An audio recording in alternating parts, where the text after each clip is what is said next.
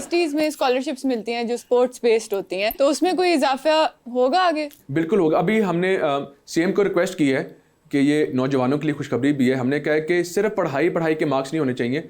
मैंने सीएम को रिक्वेस्ट की है क्योंकि मेरे पास लेबर मिनिस्ट्री में ना वर्कर वेलफेयर के स्कूल्स हैं, तो मैंने उनमें ना 10% मार्क्स स्पोर्ट्स के रख दिए हैं। और अब मैंने सीएम को रिक्वेस्ट की है कि पूरे पंजाब में जो एजुकेशन है ना उसमें 10% मार्क्स ना स्पोर्ट्स के होने चाहिए, चाहे जिस बच्चे के अगर मार्क्स पढ़ाई में कोई नहीं अच्छा तो फिर वो स्पोर्ट्स में अच्छा है, तो फिर वो 10 मार्क्स मिलने से वो बाकी बच्चों के साथ बैठ जाएगा, तो उसको घर से भी गालियां कम पड़ेंगी। और सच्ची बात है, स्पोर्ट्स के ऊपर अहमियत तब मिलेगी। तो 10 मार्क्स फिर हमें स्पोर्ट्स के मिलेंगे, फिर आगे ऑटोमेटिकली जब स्पोर्ट्स की आप इतनी ज़्यादा तवज्जो देंगे तो यूनिवर्सिटीज़ की एक्सेप्टेंस भी आएंगी।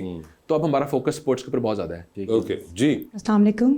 मिस, मेरा क्वेश्चन आपसे है, काफ़ी लोगों से सुना है कि मॉडलिंग बहुत मुश्किल है, तो आपको क्या ऐसा लगता है कि इस फील्ड में कोई? एक्चुअली है मुश्किल। अ लॉट ऑफ पीपल, उनको लगता है कि बस ऐसे से ही है। क्या मुश्किल क्या है, क्या वजह? मैं कभी कभार सेट पे फॉर 9 आवर्स भी बैठी रहती हूँ। काम होता है, इतने आउटफिट्स होते हैं, आपने डिफरेंट शॉट्स लेनी होती हैं, उसमें वीडियोस भी होती हैं, फिर आपने हेयर और सारा कुछ चेंज करना होता है, इतनी लुक्स होती हैं।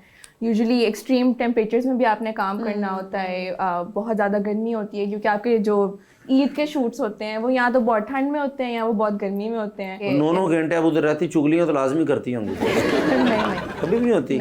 इधर तो बहुत ज़्यादा होती है। बंदे बंदे पे डिपेंड करता है ना, वो लोग नहीं करते होंगे गॉसिप, आप लोग करते हैं जी।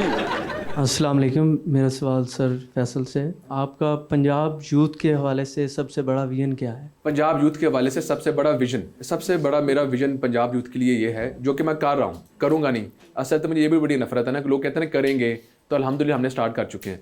वो क्या है कि यूथ इंटर्नशिप प्रोग्राम, हमने 6000 स्टूडेंट्स को हमने शॉर्टलिस्ट किया मुख्तलिफ यूनिवर्सिटियों से। और हमने क्या किया कि उनको, जब लोग बच्चे ग्रेजुएट होते हैं ना, सबसे पहले बड़ी टेंशन होती है यार नौकरी का क्या बनना है। नौकरी लेने जाते हैं, जिस पढ़ाई के पीछे वो भाग रहे होते हैं, जीपीए के पीछे, वो कहते हैं नहीं जी मार्क्स को छोड़ें, आप बताएं आपके पास तजर्बा क्या है। अब आप देंगे मौका तो तजर्बा मिलेगा ना, तो उनको कोई नौकरी नहीं मिलती थी। तो हमने क्या किया, हमने गवर्नमेंट ने कहा कि हम उनको 6 महीने के लिए तनख्वाह हम देंगे, पे हम करेंगे, आप अपने प्राइवेट अदारों में और गवर्नमेंट के अदारों में इनको रख लें। अब उनको क्या फ़ायदा है कि उनको पे भी मिल रही है, उनका घर भी चल रहा है और साथ में उनको एक्सपीरियंस भी मिल रहा है। अब कई फिर जिस अदारों में वो काम कर रहे होते हैं ना, वो उनको रिटेन कर लेती हैं, और जो नहीं रिटेन करती फिर कहीं और नौकरी के लिए ट्राई करते हैं, तो उनका एक रेज्यूमे भी तैयार हो जाता है।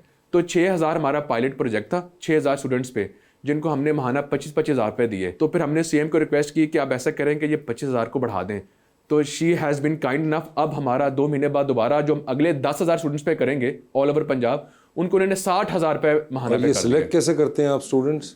हम ऐसे करते हैं, ऑनलाइन पोर्टल खोलते हैं, जो स्टूडेंट्स अप्लाई करते हैं फिर हम उनकी फिर कुरंदाजी कर लेते हैं, और उनके फिर मेरिट बेस भी होता है कि जो अच्छा ज़्यादा उनके मार्क्स अच्छे हैं फिर हम उनको प्रायोरिटाइज करते हैं। हमने अपने कोई बनाए होते हैं केपीएस के किन को पहले सेलेक्ट करना है, और पूरा मेरिट पे होता है। तो अब हम अगले 10,000 रुपये करेंगे और 60,000 रुपये महाना देंगे हम। फैसल भाई एक बात मैं आपसे पूछ रहा था, कभी फटी जराबें पहन के गए हैं असम्बली वगैरह? ऐसा अंगूठा बाहर निकले आते होता ना, कभी कभी जल्दी में हो जाता है? नहीं, जल्दी में तो हो ही जाता होगा, लेकिन सोच के नहीं गए कि यार फटी हुई पहन के जानी है। डेयर तो है नहीं कि साथ वाले मिनिस्टर ने डेयर की हुई है कि तुम ये करके दिखाना। ये तो बंदा मिनिस्टर बन जाता है ना, फिर जराबा पाटे बंदा खैर होती है।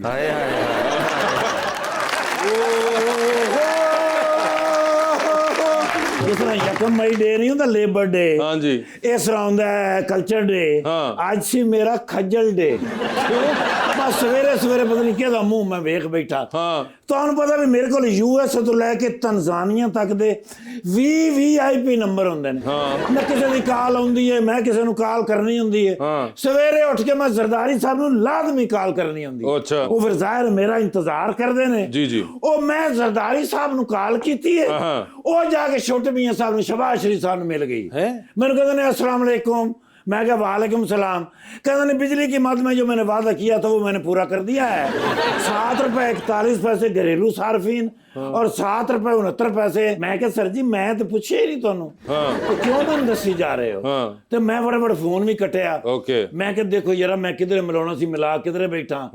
ओ मैं क्या बिलावल साहब ने फोन करके पूछना भी तबीयत कैसी है। ठीक है। ओ मैं बिलावल साहब का नंबर मिलाया, अगो फिर छोटे मियाँ साहब अस्सलाम वालेकुम। मैं क्या वालेकुम सलाम। कहते नहीं वो बिजली की मद में जो मैंने बात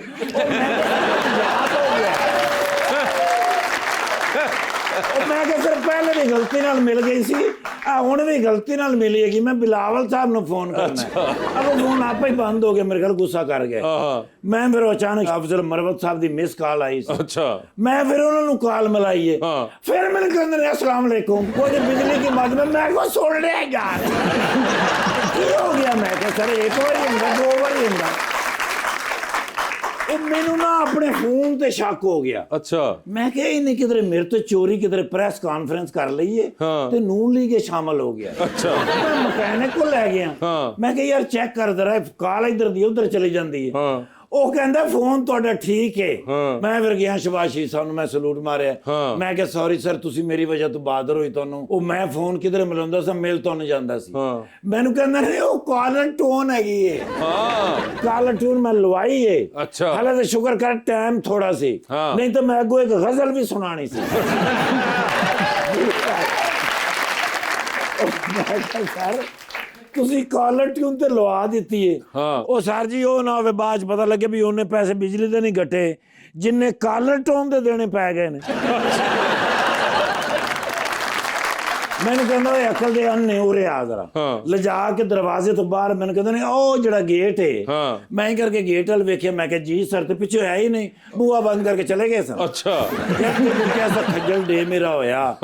ਮੈਨੂੰ ਪਤਾ ਹੀ ਨਹੀਂ ਵੀ ਉਹ ਕਾਲਰ ਟੋਨ ਹੈਗੀ, ਉਹ ਤੇ ਹਰ ਇੱਕ ਨੂੰ ਜਿਹਨੂੰ ਫੋਨ ਕਰੋ ਵੱਜਦੀ ਹੈ। ਉਹ ਮੈਨੂੰ ਜ਼ਬਾਨੀ ਯਾਦ ਹੋ ਗਈ ਹੈ। ਉਹ ਫਿਰ ਮੈਂ ਮੀਆਂ ਸਾਹਿਬ ਨੂੰ ਮੈਸੇਜ ਕੀਤਾ, ਮੈਂ ਕਿਹਾ ਤੁਸੀਂ ਹੁਣ ਬੰਦ ਕਰ ਦਿਓ, ਮੈਂ ਹਰ ਬੰਦੇ ਨੂੰ ਦੱਸੀ ਜਾਵਾਂ। ਉਹ ਮਾਸ਼ਾਅੱਲਾ फैसल वाडा साहब ने बुलाया।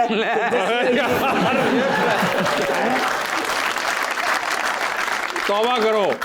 सॉरी फैसल अयूब खोसा साहब ने। अयूब खोसा नहीं, अयूब खोकर साहब। यस सर ਤੁਸੀਂ ਤੇ ਮਾਸ਼ਾਅੱਲਾ ਹੁਣ ਮਿਲੇ ਹੋ ਕਿਧਰੇ। ਮੈਂ ਤੇ ਬਹੁਤ ਛੋਟੇ ਸਨ ਜਦੋਂ ਮੈਂ। अच्छा ਜੀ ਸਰ ਮੈਨੂੰ ਉਦੋਂ ਹੀ ਪੱਕਾ ਪਤਾ ਸੀ ਵੀ ਇਹ ਬਾਹਰ ਵਾਲੀ ਕਿਧਰੇ ਯੂਨੀਵਰਸਿਟੀ ਪੜ੍ਹਨਾ ਚਾਹੁੰਦੇ ਨੇ। अच्छा ਲੈ ਕੇ ਗਿਆ ਫਿਰ ਮੈਂ ਯੂਨੀਵਰਸਿਟੀ ਆਫ ਟੋਰਾਂਟੋ। ਪਹਿਲੀ ਵਾਰੀ ਇਹਨਾਂ ਨੇ ਮੈਨੂੰ ਕਿਹਾ, ਕਹਿੰਦੇ ਯੂਨੀਵਰਸਿਟੀ ਆਫ ਟੋਰਾਂਟੋ ਜਾਣਾ ਹੈ। अच्छा ਮੈਂ ਪਹਿਲੀ ਵਾਰੀ ਇਹਨਾਂ ਨੂੰ ਦੱਸਿਆ ਸੀ ਕਿ ਯੂਨੀਵਰਸਿਟੀ ਆਫ ਟੋਰਾਂਟੋ। ओह अच्छा यस मेरे माशाल्लाह भतीजे है ने जाके पढ़ के आए ने ते ऐसे खिदमत कर रहे ने जी किते यूथ मिनिस्ट्री नाले लेबर नहीं जी लेबर है जी जी ਉਹਦੇ ਵਿੱਚ ਬੜਾ ਕੰਮ ਕਰ ਰਹੇ ਨੇ। ਦੇਖੋ ਸਰ ਯੰਗ ਲੋਕਾਂ ਨੂੰ ਅੱਗੇ ਆਉਣਾ ਚਾਹੀਦਾ।